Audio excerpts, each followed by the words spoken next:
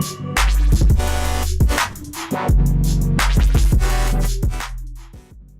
toutes et à tous. Nous recevons aujourd'hui dans notre invité Dakar le Dr Cheikh Dieng, chargé des élections du Parti démocratique sénégalais. Monsieur, bonjour. Bonjour, je vous remercie pour l'invitation. Je voudrais saluer fraternellement tous les internautes, tous ceux qui auront l'occasion de nous suivre à travers les réseaux sociaux, à travers les télévisions. Monsieur Dieng, l'opposition, sa dernière sortie est matérialisée par un meeting que vous avez tenu en banlieue avec des promesses, des revendications. Aujourd'hui, le bilan, vous en êtes où? Mais je vous remercie. Donc, l'opposition réunie au sein de l'initiative pour des élections démocratiques, donc, qui comprend 25 partis et organisations de la société civile, réclame la démission de tout militant APR pour organiser les élections. En particulier, il s'agit ici d'Aly Ngouille Ndiaye et la nomination d'une autorité consensuelle pour organiser les élections. Aly Ngouille Ndiaye donc, a montré toutes les limites donc, de sa partialité. Il travaille pour son candidat qui est son leader politique. Donc on ne peut pas être juge et parti. Donc l'objet de cette manifestation pour laquelle je félicite donc, toutes les populations de la banlieue, de la commune de Djeddah Thiaroye Kao en particulier, qui se sont tous mobilisés, toutes mobilisées comme un seul homme pour montrer son adhésion au projet politique de l'opposition visant à la mise en place d'une autorité indépendante, impartiale, pour organiser les élections dans la transparence, dans l'équité et dans la régularité la plus absolue. Parce que nous pensons que ce qui s'est passé lors du référendum, ce qui s'est passé lors des dernières élections législatives est potentiellement une poudre, un danger pour la paix et la stabilité de ce pays. Et nous voulons un Sénégal de paix, nous voulons un Sénégal de prospérité et nous ne voulons pas que ce qui arrive tous les jours en Afrique arrive au Sénégal. C'est-à-dire qu'on ait des soubresauts, des contestations, un chaos post-électoral qui va plonger les populations de ce pays, qui va plonger l'économie, qui va plonger le Sénégal dans des lendemains incertains. C'est pourquoi nous voulons prévenir ce mal en toute responsabilité et nous pensons que le président Macky Sall saura raison garder, saura faire au moins autant que son prédécesseur, le président Abdoulaye Wade, que son prédécesseur, le président Abdou Diouf, en mettant en place une autorité consensuelle pour organiser les élections. Vous avez dit un Sénégal de paix. Est-ce qu'un Sénégal de paix rime véritablement avec une marche devant le ministère de l'Intérieur où une partie de l'opposition a été à une zone dite interdite? Écoutez, de ce point de vue, nous pensons que c'est la Constitution qui garantit la liberté de marche, la liberté de manifestation sur tout territoire, sur toute portion du territoire national.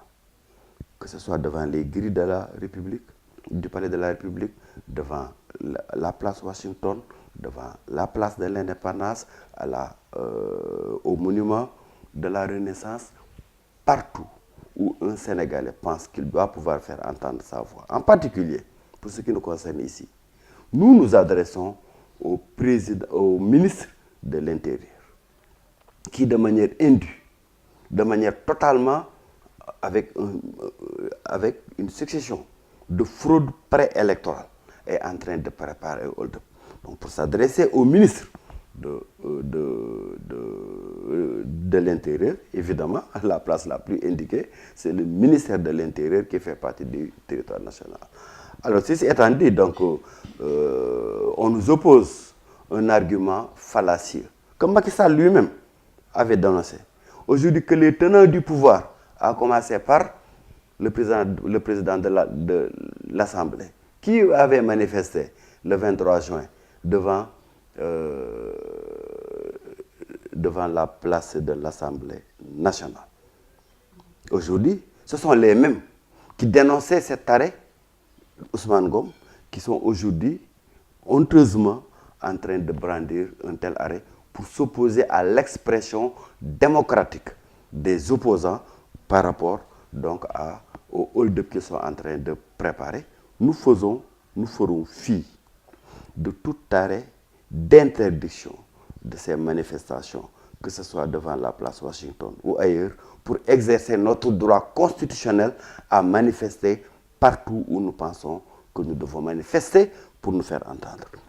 Encore une fois, je crois que nous avons plus de bien à laisser l'opposition manifester, plutôt qu'à créer des troubles à travers ces manifestations. Nous pensons qu'aujourd'hui, le vrai enjeu n'est pas ces confrontations de rue.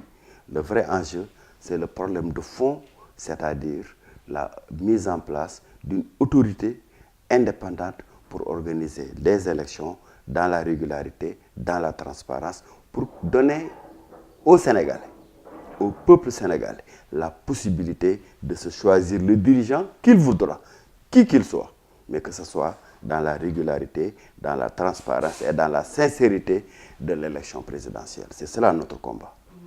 Parmi les points de divergence, la neutralité du chargé des élections, vous l'avez dit, mais également un point phare, le parrainage que vous contestez. Le parrainage, c'est quoi?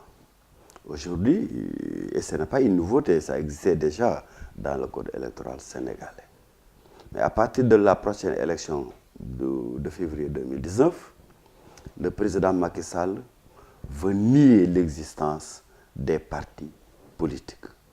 Dire que tout candidat à la prochaine élection présidentielle doit avoir au moins 1/10 du fichier électoral qui garantisse sa candidature. Le parrainage, c'est aussi de dire que si vous parrainez Karim Wade comme candidat, vous ne pouvez pas parrainer Sonko comme candidat, vous ne pouvez pas parrainer Macky Sall comme candidat. Donc, c'est un parrainage exclusif. Ça signifie quoi? Que depuis la constitution de 1959, qui reconnaissait, jusqu'à la constitution actuelle, qui reconnaît le parti politique comme l'instrument de conquête du suffrage des Sénégalais. Parce qu'encore une fois, la souveraineté appartient au peuple sénégalais qui l'exerce à travers le référendum ou à travers le suffrage universel. Le parti politique est l'instrument reconnu par la Constitution pour aller à la conquête du suffrage de ce peuple sénégalais. Bien avant la dernière Constitution, le code électoral reconnaît pour des indépendants la possibilité de se présenter à toutes les élections. Pourquoi le président Macky Sall veut-il mettre au même pied d'égalité un parti politique aussi fort, aussi durablement implanté à travers toutes les communes, tous les villages du Sénégal, au même titre qu'un cherdien intupersonné qui veut se présenter à l'élection présidentielle? Aujourd'hui, nous sommes en train donc, de démarrer le processus de vente de 2 millions de cartes de membres du Parti démocratique sénégalais à travers le territoire national. On veut dire que ces 2 millions de cartes, c'est équivalent à une seule personne qui veut briguer les suffrages. Donc nous refusons la négation de l'existence politique, de l'existence physique, matérielle du parti politique au niveau du Sénégal. Évidemment, un parti comme le Parti démocratique sénégalais, les grands partis n'ont pas de problème à avoir 1/10 de l'électorat. Mais ce combat de principe, nous le portons, premièrement. Deuxièmement, c'est un moyen insidieux pour le président Macky Sall d'éliminer l'essentiel de ses concurrents à la prochaine élection présidentielle. Pourquoi? Référez-vous aux dernières élections législatives de 2017. Nous avions 47 listes. Sur ces 47 listes, seules 4 listes ont pu réunir plus de 70 000 électeurs qui correspondent environ au 10e du fichier électoral national. Est-ce à dire qu'un Fada, qu'une Aïda Mbodj, qu'un Baldé n'ont pas le droit aujourd'hui, après avoir eu tout le parcours politique, après la représentativité politique dont ils ont fait montre depuis de nombreuses années derrière, qu'ils n'ont pas aujourd'hui le droit d'être candidat à la présidence de la République étant député.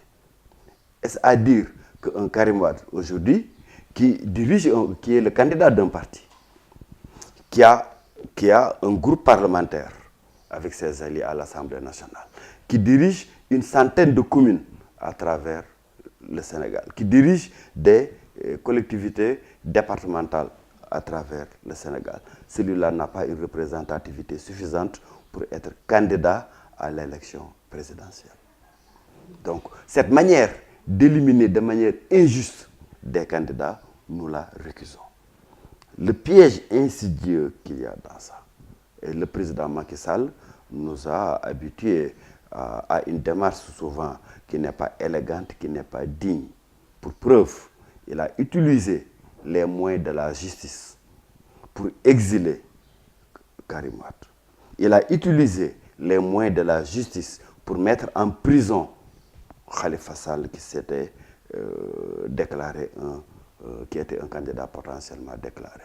Il utilisera les moyens de la justice d'ici février 2019 pour emprisonner encore d'autres candidats. Alors nous refusons qu'il utilise le moyen du parrainage, qui va être un tripatouillage supplémentaire de la Constitution, qui va être une manipulation du code électoral, pour que des mêmes personnes, comme Youssou Ndour avait été éliminé de l'élection présidentielle de 2012, parrainent un candidat et un autre, à l'insu du candidat lui-même. Il va utiliser toutes les cartes d'identité qui ont été collectées à travers leur folklore de financement des groupements de femmes pour empêcher d'autres candidats de pouvoir obtenir les parrainages parce que les femmes n'auront pas été informées donc, de la destination réelle de leur carte d'identité qu'on va utiliser. Il va utiliser ce moyen pour que dans certaines communes, pour identifier dans chaque commune les candidats, les électeurs de l'ensemble de ces concurrents à la présidentielle. Et par le biais qu'on lui connaît, la corruption financière, essayer donc d'affaiblir ces candidats-là parce qu'il a aujourd'hui emmagasiné des sommes faramineuses détournées du budget national et destinées à la satisfaction de son seul rêve, son rêve d'un deuxième mandat. Nous refusons qu'on puisse, dans chaque localité, identifier, faire un pré-vote, voter avant la lettre, puisque de toutes les façons, quand je parraine un candidat, je ne peux plus parrainer un autre, donc j'ai voté pour ce candidat-là. On va identifier, par ce biais, ils vont identifier l'ensemble des électeurs, des autres candidats, de sorte à pouvoir demain les corrompre, les faire transhumer, parce que Macky Sall s'est révélé un champion de la transhumance après l'avoir dénoncé ce fait. Si je vous comprends bien, vous êtes d'avis avec ceux qui disent que ça va gâcher le principe même du secret de vote? Ben, tout à fait. C'est déjà un vote avant la lettre. C'est déjà anticonstitutionnel, le vote étant constitutionnellement secret. Non seulement donc la violation du secret de vote, mais encore et surtout la corruption programmée de tous ceux qui voteront, tous ceux qui parraineront un candidat contre Macky Sall, parce que le président Macky Sall nous a habitués à une démarche inélégante, à une démarche indigne d'un président de la République en matière électorale. Pourtant, manière démocratique de réduire cette pléthore de partis politiques, 300 au total? Vous savez, ce n'est pas au président Macky Sall de trouver le moyen de réduire les partis. C'est à travers une concertation nationale, engageant toutes les forces politiques et démocratiques, de trouver des moyens consensuels pour assainir. Ceci étant dit, ils évoquent souvent la problématique du coût de l'élection, de l'impression des bulletins. Je dois rappeler que lors des concertations bidons que le président Macky Sall a organisées avec des partis satellites de son Alliance pour la République. Ah oui, parce que c'est bidon que vous avez refusé de participer à ce dialogue. Ah oui. Pourquoi? Parce qu'un dialogue, il doit s'organiser.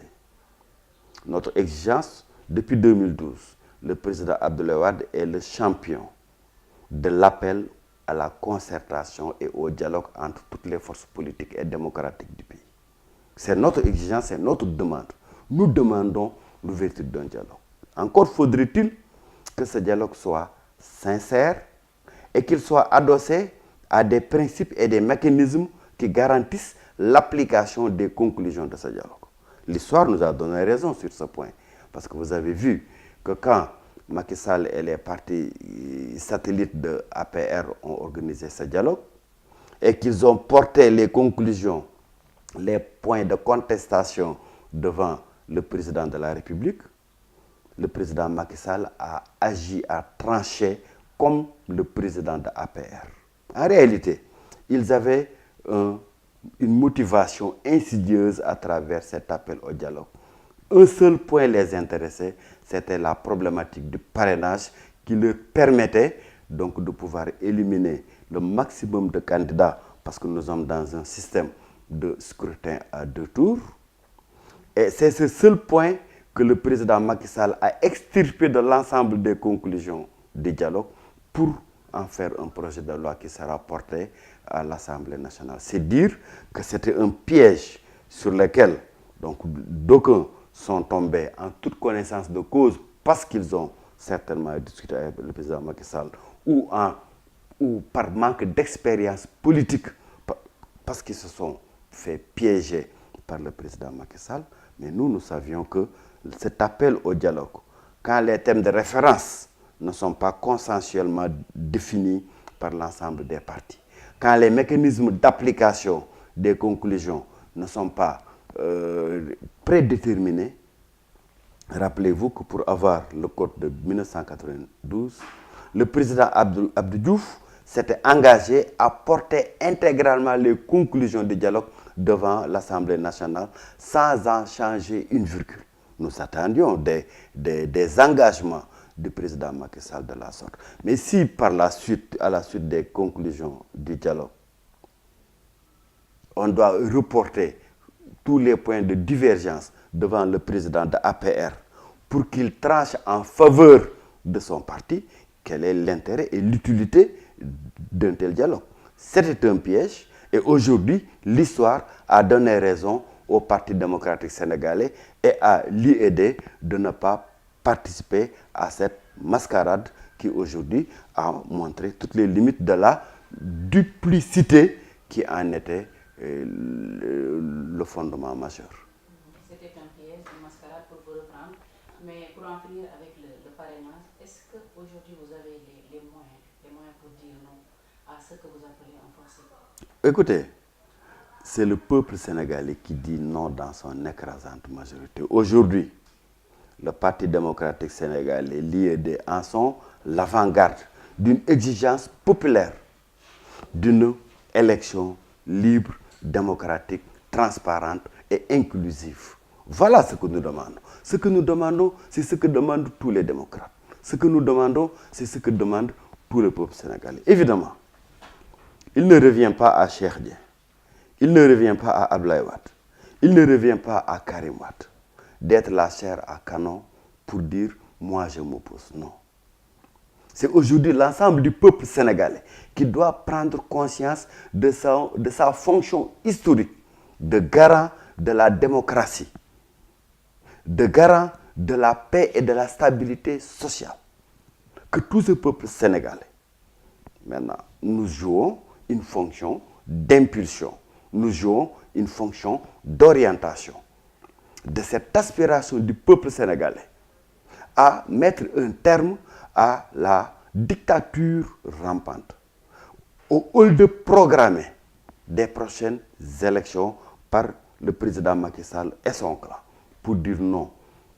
La souveraineté nous appartient, nous, peuple sénégalais, et nous n'acceptons pas qu'une personne, sa famille et son clan puissent imposer sa volonté sur celle du peuple sénégalais. Voilà cette fonction d'impulsion et de guidance que nous allons assumer ce rôle historique en tant que parti politique, en tant qu'avant-garde donc de la contestation sociale. Nous le ferons avec courage, nous le ferons avec détermination. Nous savons que certains parmi nous iront en prison. Nous savons que certains parmi nous seront brutalisés physiquement. Mais pour cela, nous voulons aussi appeler les forces de l'ordre à une responsabilité professionnelle. Pour dire que nous n'accepterons pas que dans un excès de zèle, que ce soit ces mêmes forces de l'ordre qui sont censées défendre le peuple sénégalais, qui soient, pour des objectifs carriéristes, le fer de lance de matraquage du peuple sénégalais. Nous ferons l'audit de la manière professionnelle dont les forces de l'ordre auront travaillé pendant cette période de répression que le président Macky Sall veut ouvrir dans ce pays. Nous ferons face, mais nous ferons l'audit de la répression et les officiers, les hommes de troupes qui se seront rendus coupables d'exactions contre le peuple sénégalais seront traduits devant la justice au-delà du 25 février 2019, Inch'Allah. Une petite question de relance pour clore définitivement ce chapitre. On a l'impression que c'est l'histoire est en train de va se répéter avec ce que vous venez de dire, parce qu'on a connu ça avec le président Abdoulaye Wade. Est-ce que vous avez une lecture par rapport à ça? Et c'est ça qui est dommage. C'est en cela que le président Macky Sall a déçu fondamentalement tous les démocrates, a déçu le peuple sénégalais, qui voyait à travers son élection à la magistrature suprême la possibilité d'avoir un autre Sénégal.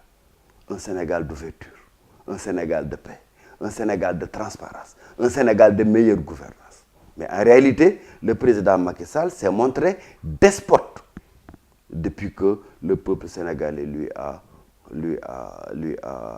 confié l'héritier de ce pays. Il doit savoir, il doit tirer les leçons de l'histoire. Les mêmes causes produiront les mêmes effets. Le tripatouillage de la Constitution auquel il aspire dans les semaines à venir produira pire que le 23 juin. Parce que nous serons là pour faire face et nous le ferons avec courage. Nous n'aurons pas peur d'aller en prison, nous n'aurons pas peur d'être assassinés parce que le président Macky Sall est prêt à tout pour son deuxième mandat. Mais nous serons aussi déterminés que lui à défendre les intérêts du peuple sénégalais. C'est notre responsabilité et nous l'assumerons devant l'histoire. J'ai également constaté que les élections démocratiques vous tiennent à cœur. Une question qui brûle toutes les lèvres. Est-ce qu'au niveau du Parti démocratique sénégalais, on a aujourd'hui un candidat? Le Parti démocratique sénégalais a un candidat depuis 2 ans. Un candidat élu démocratiquement par l'ensemble des instances du Parti démocratique sénégalais au cours donc d'élections transparentes en notre sein. Ce candidat, c'est Karim Wade. Ce candidat a été mis en prison, brutalisé, torturé, condamné par une cour à la solde du président Macky Sall, une cour de répression politique, et exilé contre toutes les lois du pays hors du Sénégal par le président Macky Sall, qu'il a fait escorter à 3 h du matin par les forces de l'ordre, en coupant Internet, en mettant Dakar dans l'obscurité et en l'exilant enfin à Doha depuis plusieurs mois maintenant. Juridiquement, absolument rien ne s'oppose à la candidature de Karim Wade, sinon son exil forcé par le président Macky Sall qui utilise tous les moyens de répression qui sont à sa disposition de par sa position de chef de l'État. Rien dans le code électoral qui en cas de condamnation, liste les 9 chefs d'accusation qui font perdre aux condamnés ses droits civiques et politiques. C'est l'article 31 du code électoral. Donc rien dans le code, en son état actuel, ne s'oppose à la candidature de Karim Wade. Mais évidemment, nous sommes en face, je l'ai dit tout à l'heure, d'un despote qui veut éliminer tous les candidats sérieux, les candidats potentiels, les candidats dangereux pour sa réélection. Et c'est toute la raison de l'exil forcé. L'exil au mépris des lois du pays, parce que l'exil n'existe nulle part dans le code pénal sénégalais. C'est dire aujourd'hui que notre objectif, le combat dans lequel le PDS s'est engagé, c'est aujourd'hui d'avoir d'inverser le rapport de force pour que le candidat du peuple, ce même peuple, défende son retour au Sénégal pour porter ses couleurs. Évidemment, il s'agira maintenant au peuple de trancher. Nous souhaitons avoir la victoire pour notre candidat Karim Wade. Nous ferons tout ce qu'il faudra faire pour avoir la victoire au profit de notre candidat Karim Wade. Mais en définitive, la souveraineté appartient au seul peuple sénégalais à travers des élections libres, à travers des élections démocratiques, à travers des élections sincères, mais surtout à travers des élections inclusives. Mais au-delà même de son éligibilité qui est remise en question et qui divise les juristes, son absence à quelques mois de la présidentielle ne pose-t-il pas problème?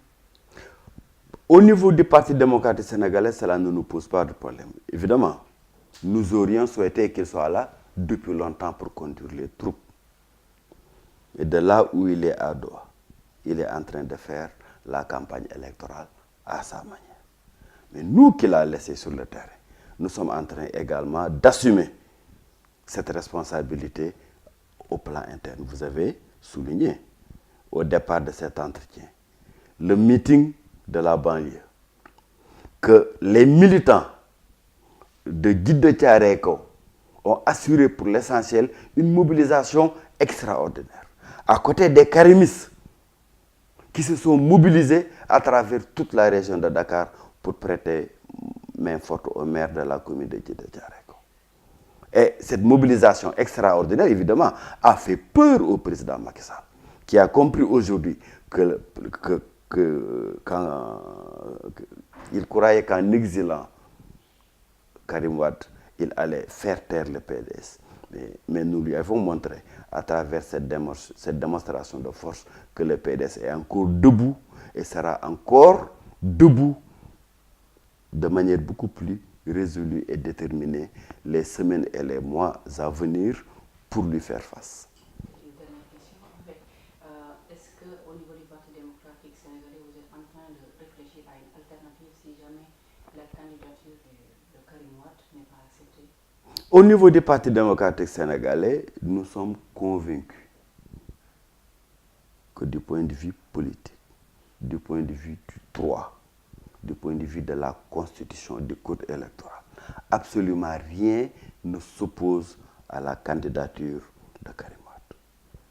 Et nous travaillons sur le schéma de Karim Wade, candidat du Parti démocratique sénégalais, des autres partis qui soutiennent le Parti démocratique sénégalais, des mouvements démocratiques qui soutiennent le Parti démocratique sénégalais pour son élection au soir du 24 février 2019. C'est dire que Karim Wade reste et demeure encore la seule possibilité alternative. Essentiellement positif, si je reprends ces propos. Le peuple a ri aux éclats ou a pleuré. Faut-il en rire ou faut-il en pleurer d'un bilan satisfaisant de Macky Sall? Quand on sait aujourd'hui que le président Macky Sall a réussi la prouesse de nous placer parmi les 25 pays les plus pauvres de la planète, quand plus près de nous, les agriculteurs, les paysans ne peuvent pas vendre leur arachide, ce qui est une première dans l'histoire du Sénégal, qu'un président de la République aille commander l'assistance de la Chine, de la Turquie, pour venir acheter nos graines d'arachide. C'est qu'il a raté toute sa politique de transformation de l'agriculture du Sénégal, qui était pourtant un des piliers du programme Sénégal émergent. Quand on voit aujourd'hui l'insécurité généralisée dans le pays, insécurité qui concerne surtout nos enfants, mais qui concerne aussi les femmes victimes de viols, de rapts, d'assassinats.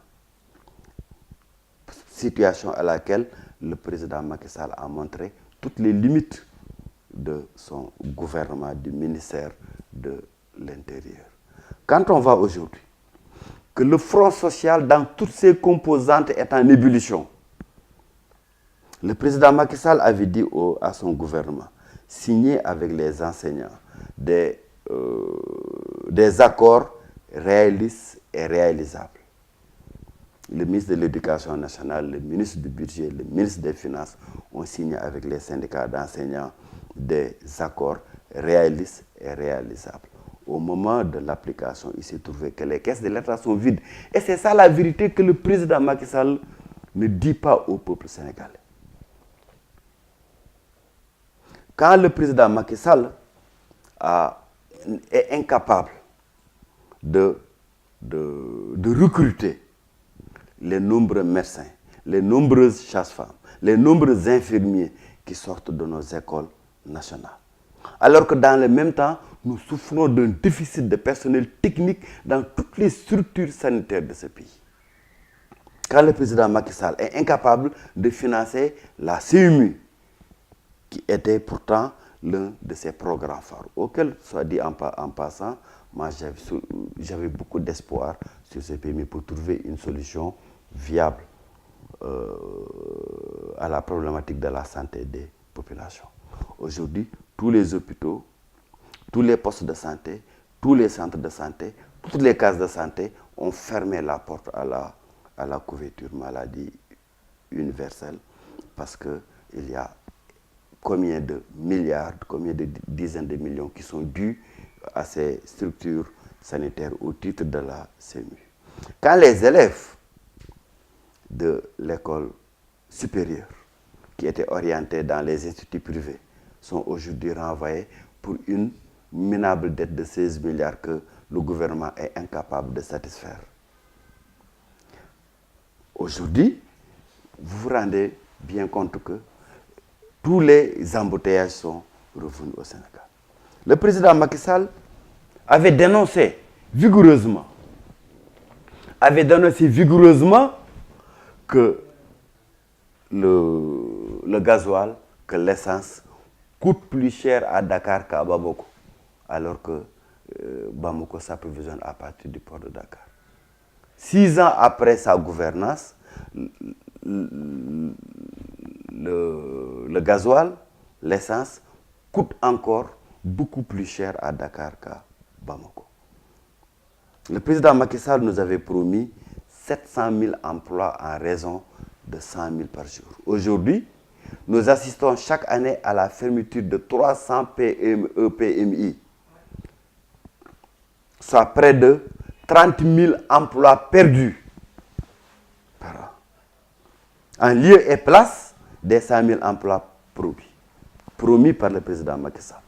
Alors que chaque année, ce sont 120 000 jeunes qui viennent encore gonfler le marché de la demande de l'emploi au Sénégal. Il dit qu'il est globalement satisfait de son bilan. C'est que le président Macky Sall vit dans le Goundandat. Lui, son clan, sa famille et sa belle famille. En laissant le peuple s'enfoncer encore davantage dans la misère. Le dernier rapport de la FAO, sorti avant-hier, tire la sonnette d'alarme sur la perspective de famine au Sénégal. Ce sont aujourd'hui 250 000 personnes qui sont menacées de famine au nord du pays.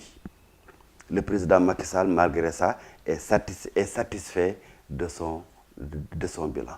Le taux de pauvreté, qu'il avait trouvé à 41% en 2011, est monté aujourd'hui à 65%, à 51% au plan national, à 65% dans certaines régions périphériques, jusqu'à 77,7% dans des régions comme Kédougou et comme Kolda. Malgré ça, les Sénégalais sont plus pauvres, mais il est satisfait de son bilan. Pourquoi je disais au début, est-ce qu'il faut en rire?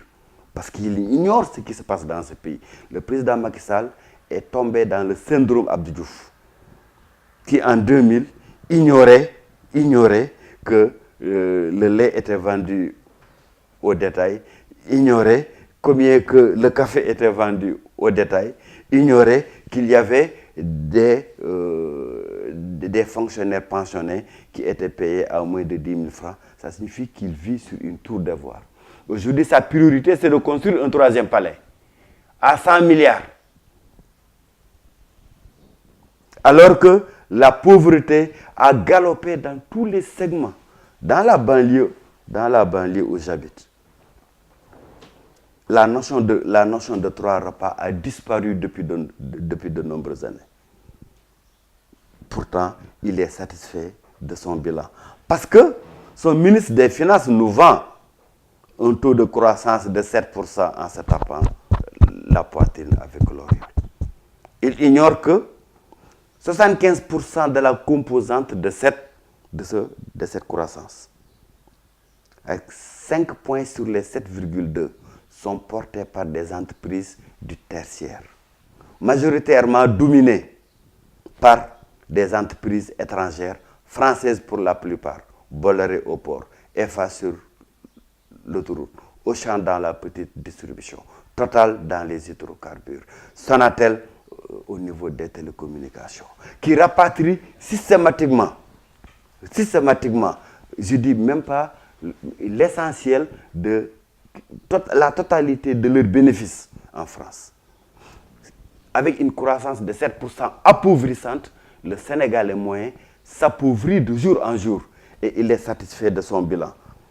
Il verra si le peuple sénégalais a la même appréciation de son bilan le 24 février prochain, Inch'Allah. On aura peut-être l'occasion de revenir de manière plus large sur le bilan du président Macky Sall. Mais je vous ai écouté, docteur, vous n'avez énuméré que les points noirs. Il n'y a rien de positif dans ces 6 ans? Nous aurions bien aimé voir du positif dans ce que le président Macky Sall a fait. Il a fait Ila Touba. C'est bien de désenclaver le pays. C'est un projet qui coûte 487 milliards, financé intégralement par le budget national. Intégralement sur le budget national. Mais avec des fonds logés à Exim Bank, parce que c'est un prêt chinois qui a versé l'argent à Exim Bank, qui paie des entreprises chinoises, qui jusqu'au plus petit ouvrier est importé de Chine. 487 milliards de nos propres ressources sur un prêt de la Chine, versé directement dans les caisses Exim Bank, qui transite pour aller financer des investissements faits par des entreprises chinoises. Pas un seul franc ne rentre au Sénégal. J'aurais bien voulu, c'est-à-dire que le président Macky Sall manque de vision, manque de cohérence dans l'articulation des investissements pour favoriser l'emploi. 487 milliards auraient été investis dans des PME. Aujourd'hui, nous aurions eu un boom de l'emploi, surtout au niveau des jeunes, particulièrement de la jeunesse qui a pu bénéficier de cette formation professionnelle sur les petits métiers. Avant-hier, il a emprunté 1200 milliards.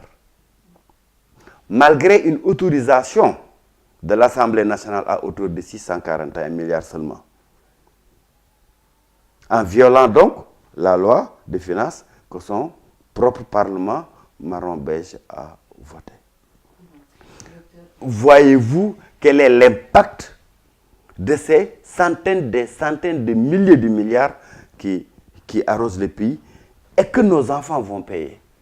Aujourd'hui, le service de la dette fait 30% des recettes mensuelles du intérieur du trésor public.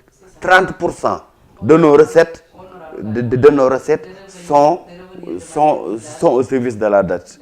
Voyez-vous, j'aurais bien voulu voir, il y a beaucoup de positifs si véritablement c'est amener de l'argent pour financer des entreprises étrangères. On voit que vous n'avez pas dit l'essentiel de ce que vous avez envie de dire, mais on aura l'occasion de revenir de manière plus large sur le sujet. Peut-être on va exclusivement parler du bilan de Macky Sall. Nous vous remercions. Mais je vous remercie infiniment et je vous remercie pour votre invitation. Merci beaucoup.